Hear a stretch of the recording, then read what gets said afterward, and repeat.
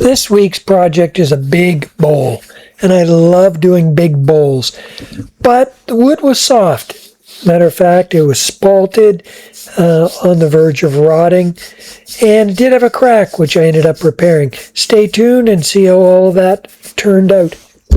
Leave a comment, let me know what you think.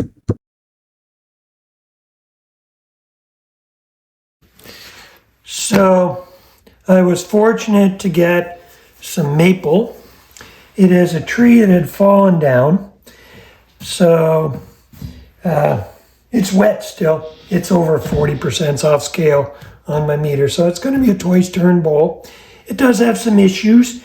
It's got some bug holes. It had a lot of bugs in it, actually. It's got some spalting in it. It's got some discoloration, but it's big, and I love big. So we'll get it on the lathe, get it rough turned, and then in the kiln and finish it up later. It's pretty good. It's 200 RPM and it's maximum diameter for sure. I did have to use my saw to trim it up a bit, just some high spots.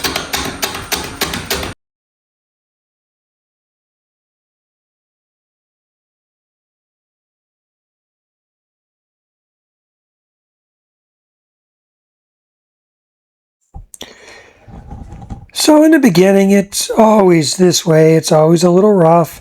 I have to go slow. It's out of round, but it's cutting well. I won't be long getting from this point to round, in which case I can speed it back up.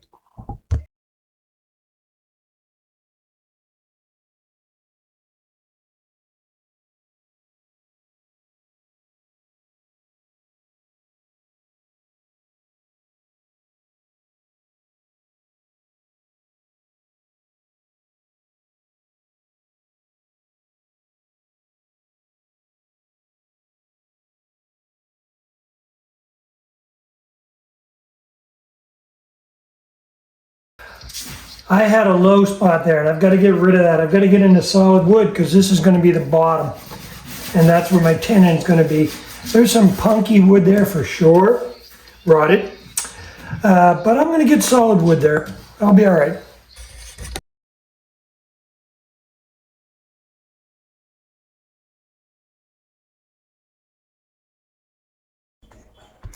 So you can see here, it's starting to cut much better. Again, once it gets round and you're not cutting air, things just go better all around.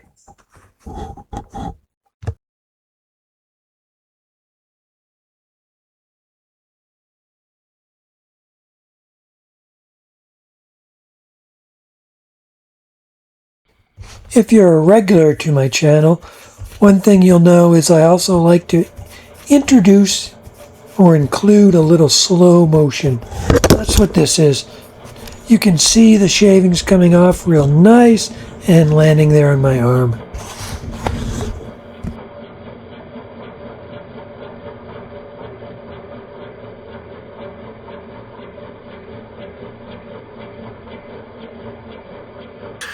So I'm hollowing out and it's going well. I'm over halfway to the bottom. Obviously the bottom gets smaller to go quicker. But as I was turning, this piece here broke off. And I stopped not because of this side, but what I saw on this side. You see this white? That's white rot. And that can be dangerous. There's no strength there, that'll just split. So I stopped to take a look to see what I was dealing with. I'm gonna switch camera angles. Fortunately, this piece broke off, and it looks like that white rod is kind of isolated from here to here, so it doesn't go into the outside of the bowl. There is a crack from here, bark inclusion from here to here, but I'll keep an eye on it, but it's not on the bottom, so it's not all the way through, so I think we're safe. But when you see things like that, it's worth stopping and taking a look at, because if this bowl were to fly apart, there's a lot of mass here and could be dangerous. But that's okay. I'll keep on going.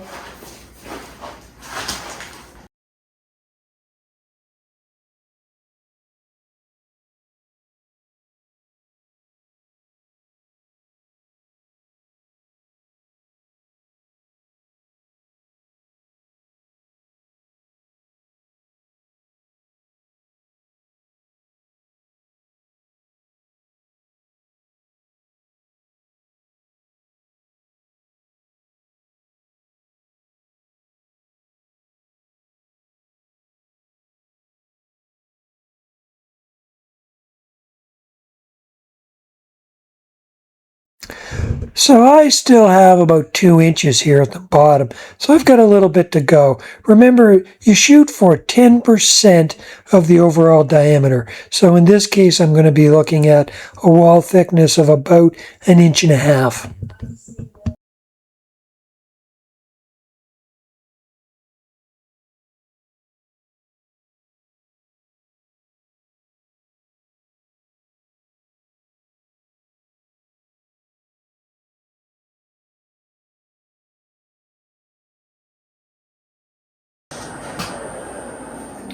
All right, I'm getting down there. A couple things are happening. Number one, as I get deep here, I'm getting cantilevered too far out here.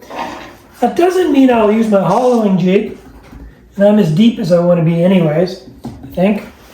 What it means is I get rid of this, and then I can put my tool rest inside so that I'm not cantilevered as far on this. So I think I'll take this centerpiece out now, because again, I think I'm deep enough, and then I just have to work on this area in here, and this bowl will be roughed out.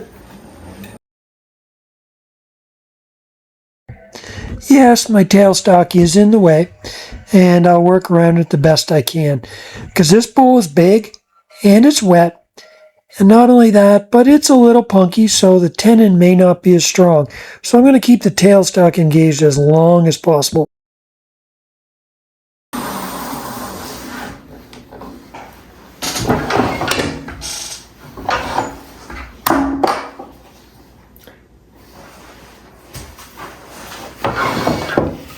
Pretty well rotted. I could see that piece wasn't going to hold on anyway, so get rid of that.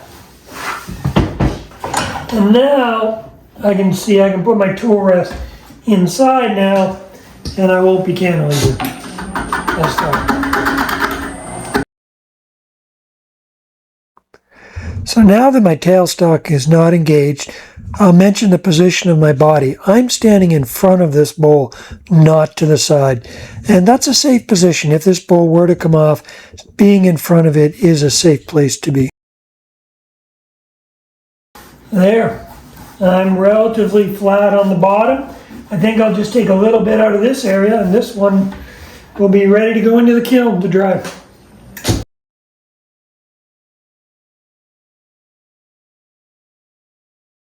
This is very, very wet still, so I may apply some in sealer on that before putting it in the kiln.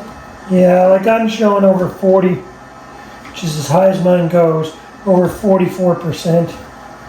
So I think that's what I'll do. I think I will put some in sealer on that, and then we'll put that in the kiln, and it'll probably be there at least a week. I think it's going to be nice. I like big bowls.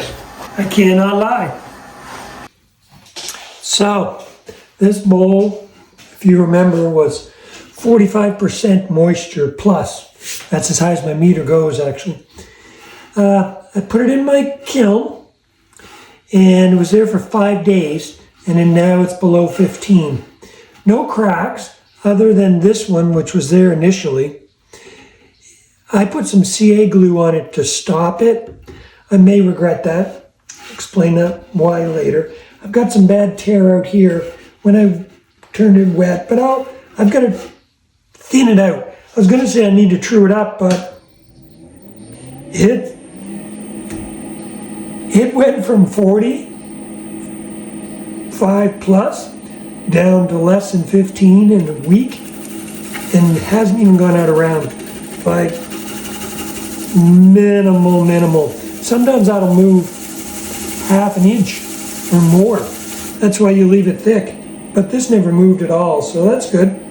But we'll clean the outside up, get rid of that tear out, and then decide what we're going to do after that.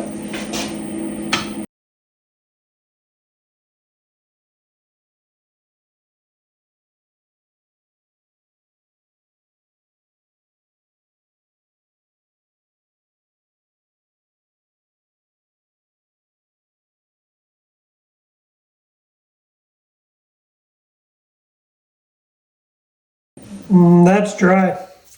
Notice instead of the curly shavings, I'm getting sawdust. But compare that surface to that surface. And that's what you get when you go dry.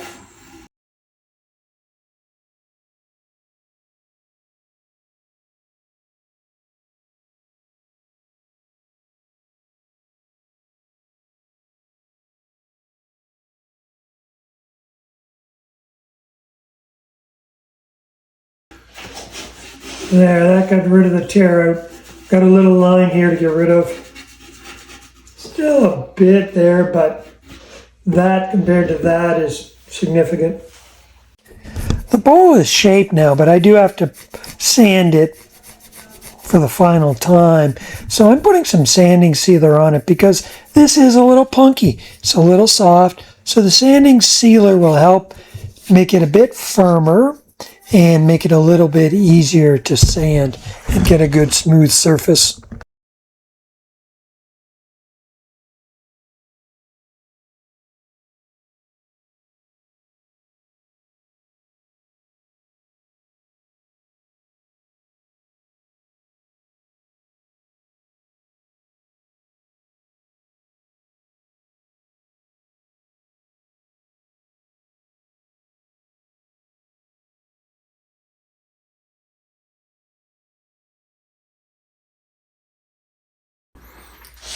All right, this has been sanded up to 400 grit, and now I'm just going to apply a tongue oil.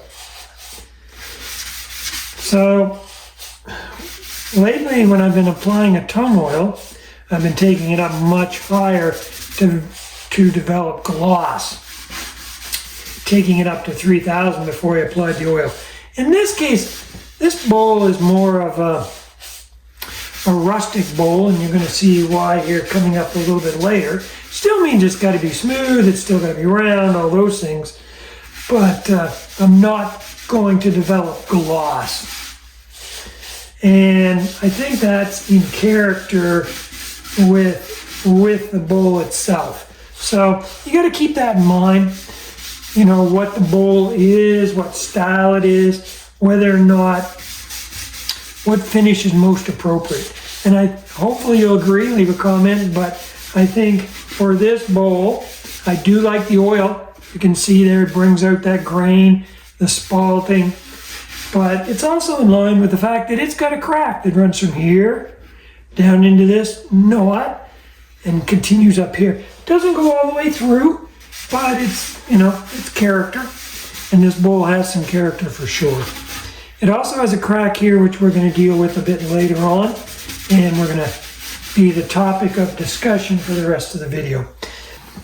All right, the bowl is done, and it's got 2 coats of tongue oil on it, but I would call this a rustic bowl just because of the wood and the appearance of it. I mean, it's got some staining here, spalting. It's got some punky areas that are soft, so you can feel those punky areas a bit, just different densities in the wood that make it a little soft. It's smooth, don't get me wrong, but right there's a dip. And I mean, to be honest with you, it's punky there. I think if I took it down to get rid of those, more would just develop. So I'm going to leave it like this. It is a rustic bowl. Now, it has a crack. It has a crack that runs to there. I have filled cracks like this in the past with coffee grinds and CA glue. It does go all the way through. I'm not going to do that this time. Instead, I'm going to open that up a little bit and we're going to embellish it. And I think that will go with the rustic look of the bowl. Once we do that, we've got a decision to make. There is a pith hole there and a pith hole here. Right now there's a bit of rot in it, but I think if I push that, it would come right out. But there's also a crack that runs from here to here to here. It's not through to the other side, so I may leave it. We'll see after I treat this one. I've been meaning to do this treatment for a while to find the right bowl that it fit on. And I think this is it. Again, it's rustic. And at this point, I'm drilling some holes in it and really committing to the treatment that we're going to apply. Stay tuned.